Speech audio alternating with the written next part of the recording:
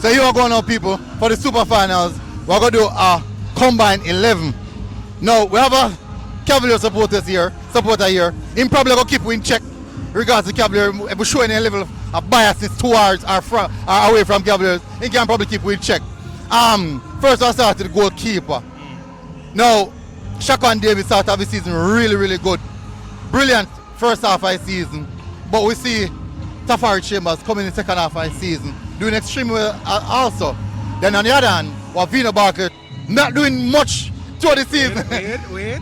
Yes. A lot of mistakes through the season. But since coming into the final, he has looked really sharp. Out of the three, who would have put in the goal for the combined 11? Alright, I would say Mount Pleasant is probably the only team that really have two number ones. Because Chambers is really good. So I don't want to take that away. He got a national team call up. Yeah. So McLaren saw him one time or two times and call him. Say, yeah. But I still will give Shaquan Davis good shot stopper, and I think he's the best out of the three of them. The ball at his feet. Mount Pleasant. So I'd have to start him now. Alright. I think maybe go Shaquan as well. And I think Shaquan play way more games than Chambers. Yeah. And I didn't see Shaquan do anything bad to come outside. And yes, Chambers has performed well since coming in, but the amount of games that Shaquan would have been the supporting element for in the defense, and also the amount of clean sheets that he'd have had in the same time period. So I think we'll go with Shaquan as well. Now we're going to go up on the picture now. Right back, Sole McCullough or McCleary. Calming, yeah. Sole McCullough, Calming, McCleary. Calming. Why is it Calming? I know see Cavalier at right back. I think Kyle Ming's best position is at right back currently. Yeah. He was called up to the national team as a right back. He played for the national team as a right back. He was outstanding as a right back. So I don't think there's anyone else. Cavalier side, I think the main reason why Kyle Ming would have been switched to centre back is because the short is they may have been a bit short there. But for currently, I think Kyle Ming is the obvious choice for right back for me. I think he's just way above the only person in the league I would consider Kyle Ming being contested with in the whole entire league would have been Robinho, and Robinho isn't here. So I would think Kyle Ming right now. For me, still me go Sole. Okay. You have to be Sole for me. Captain right back, yeah, Captain Fantastic. No, the problem here is no. Sole really they're right back. That's the reason why. But a right back in play. so I'm going to be the tiebreaker then. It's interesting. Me go Sole.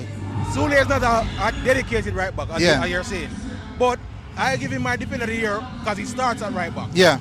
In a resting defense, that's where he is. Yeah. So I will give him the nod over Kyle Ming, but that's not to take away anything from Kyle Ming. Had a great season, and as you can see, versatile into centre back. But as I said, Sule, it is so. What can you say about the Captain Fantastic, right? So I give Sule as well. Sole just give the team a lot more dynamics, different system, different structure. Too good of a player. Left back for you. To me, it's easy. Ainsworth, Christopher Ainsworth has to be the number one. Yeah.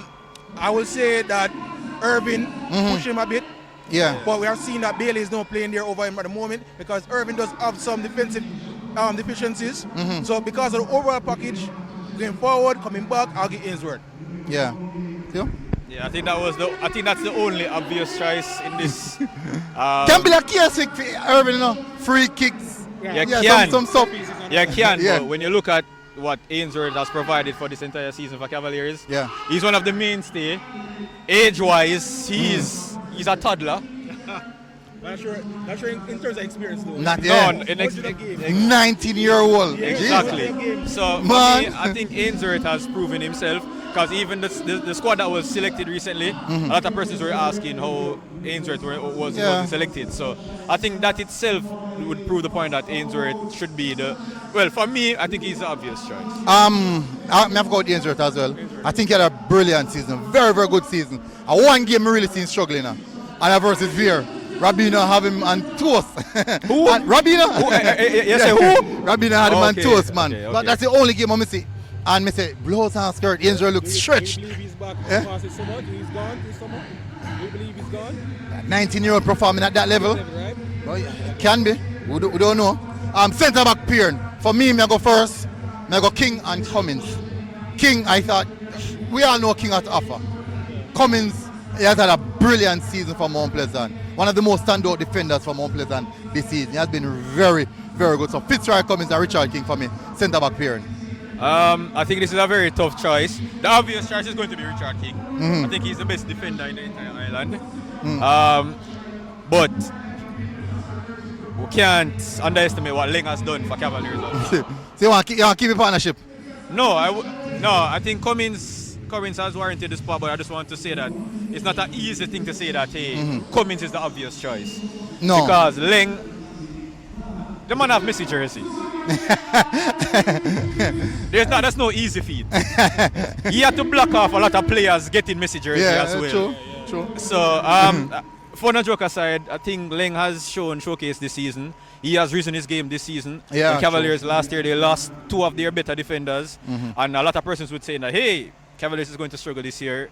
But both of them, well, 3 of them, Ainsworth, Leng, and struggle King. still. Struggle. Yeah. Sure. Hence the reason why I was wondering why you mentioned.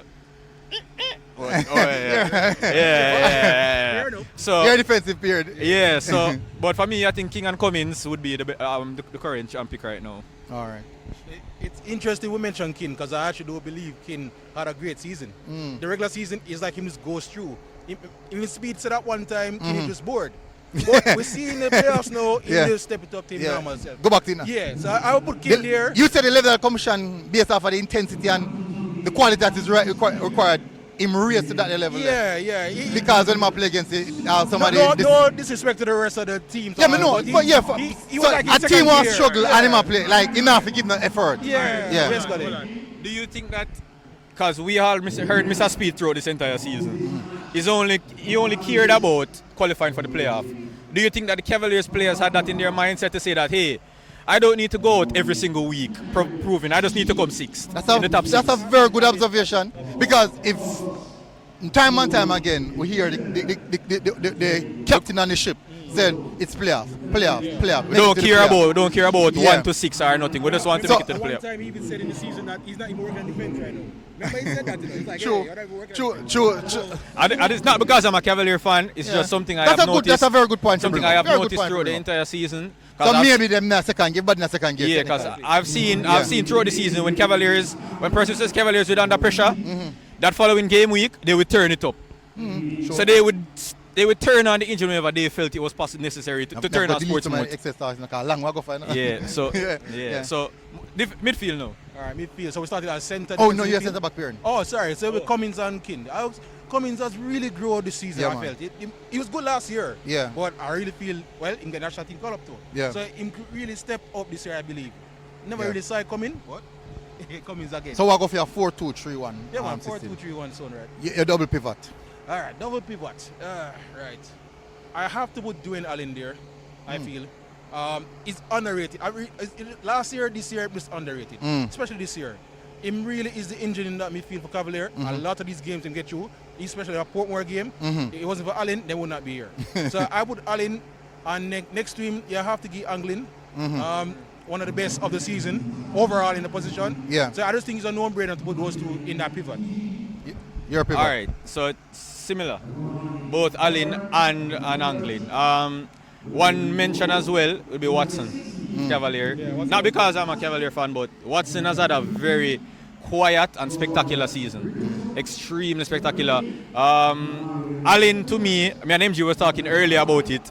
Allen, despite his height, he's a fighter when he's in the midfield. I'm going to call him something, terrier.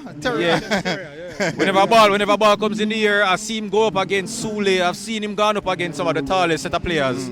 And he has won those headers. He's a fighter in the midfield and he runs for 90 minutes. Yeah, sure. MG is the one that always saying that Cavaliers tired. Yeah. Allen never see. Never see. Good point. Anglin now. I think Anglin overall this season has proved that he is one of the better defensive midfielders in the entire league. He has proven that, not every week, but on numerous occasions he has proven that he is a cut above the rest that's in the league. Yeah.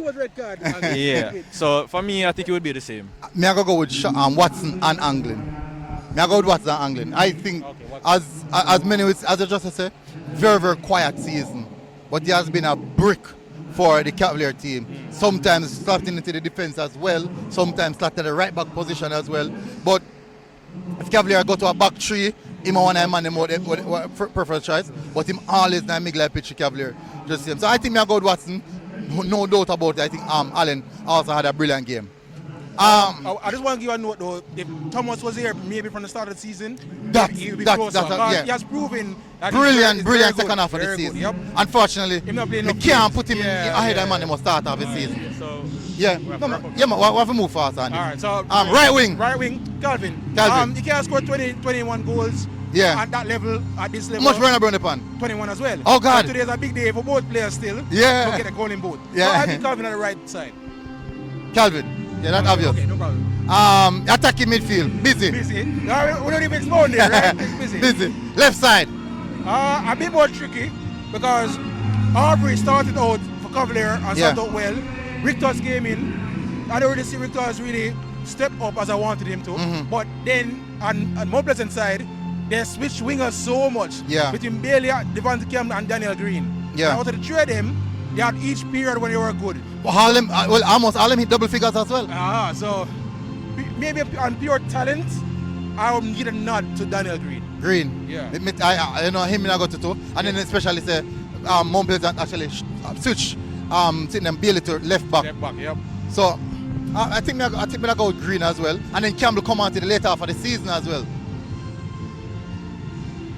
Franco, Celestine. No, I right. At the right side, Franco play. He plays on both sides. Yeah, primarily on the right. I would see him struggle versus Mobile. We can get a good goal, brilliant goal. But you could see that the physicality was an issue for him. All right. I'm not saying that Franco should be. It would be. It's just a special mention. Yeah, man. Brilliant youngster. Played so mature. For his age, someone said it to me that for his age, I think he has shown all the kids in Jamaica how to actually play football. And I can't disagree. A 16-year-old playing like a 35-year-old. Or 25-year-old. Or 21-year-old. 16. Yeah. All right, striker. For me, Raheem Edwards. Yeah. Boy. Tricky. I think Edwards get the nod and just made it because obviously he scored more goals. He scored more goals than Stein has been good. But Stein did have I think for me it's Raheem Edwards have more to the game than Stein. Stein is a pure goal scorer in the 18-yard box. No man, Stein does a lot to link up those initial knockdowns. Yeah. That's all. True. Cavalier can't start the attack without Stein, really. So because of that, he was kind of close. But as I said, Edwards played more games. Yeah. And had a longer period of dominance. And to provide more impact as well. Yeah. All right. So I think that. We're going to coach? Yeah, I agree with that. Yeah. We have to finish with coach? No. That rough, no. We can't go there at the right now. No, unless. No. So people, as you can see, we're a bit. This video went on a bit longer than we wanted. The teams are lining up in behind. We just hear the FIFA anthem, so we have to run if you guys know. But leave your comments on what you think about our combined 11. If you guys put your combined 11, so we can then criticize you like how you love criticize us. So thanks again, guys, and look out for the final. Out.